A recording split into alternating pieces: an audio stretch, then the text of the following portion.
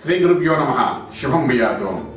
జ్యోతిష్ శాస్త్రంలో విశేషమైన స్థితిలో మాట్లాడుకుంటూ ఈ మధ్య కాలంలో చూస్తే యాక్టర్స్ అందరూ కూడా రాజకీయ నాయకులు అవడం మనం చూస్తున్నాం. రాజకీయంలో కూడా ప్రవేశిస్తున్నారు.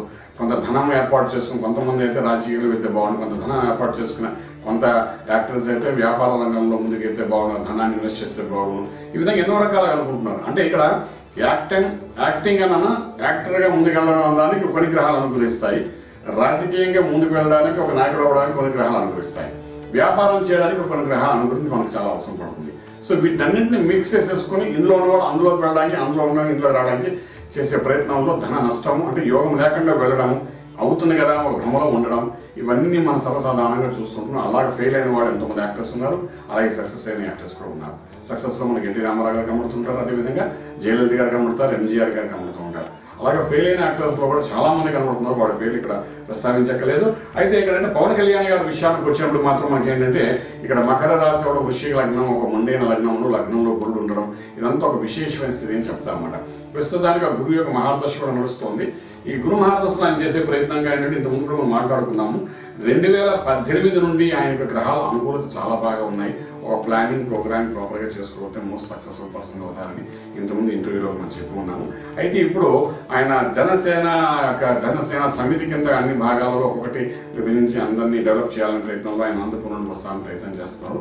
ఇవన్నీ ఆయన చెప్పడంలో బాగానే ఉంది, కానీ దేనికైనప్పటికీ ప్రస్తుత దశ ప్రకారం ఆయన శనీశ్వరుడు యొక్క ప్రభావం కూడా ఉంది కాబట్టి ఒక ఏడాది కాలం నిదానంగా చేపక నీళ్ళలాగా ఒక్కొక్క అంశం మీద ప్రస్తావన చేసుకుంటూ వెళ్ళడం దోషమైతే లేదు.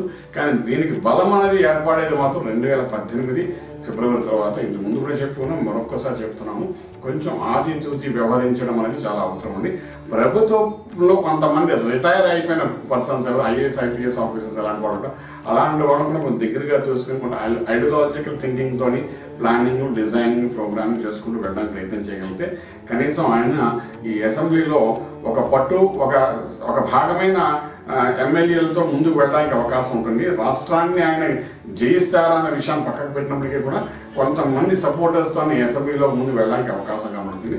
కొంచెం జాగ్రత్తగా అస్ట్రాలజికల్ గైడ్లైన్స్ కూడా తీసుకోవడానికి చాలా అవసరం పడుతుంది. ఎందుకంటే ఇంతకుముందు వాళ్ళ అన్నగారు చేసినట్టుగా కానీ కొంచెం దూకుడుగా కానీ కొంచెం సొంత భావాలతో కానీ వెళ్ళడానికి ప్రయత్నం చేయకుండా ఆచితూచి వ్యవహరించగలిగితే మాత్రం 2018 ఫిబ్రవరి నుండి ఆయనకి యోగం అనేది కొంత కనబడుతుంది. యోగంలో బలం కూడా కనబడుతుంది కాబట్టి ప్రాపర్ ప్లానింగ్ అనేది చేసుకోవడం అనేది, దానికి శ్రీకారం చుట్టడం అనంతపురం నుండి ఇది విశేషమైన స్థితి అని చెప్పడానికి అవకాశం ఉంది.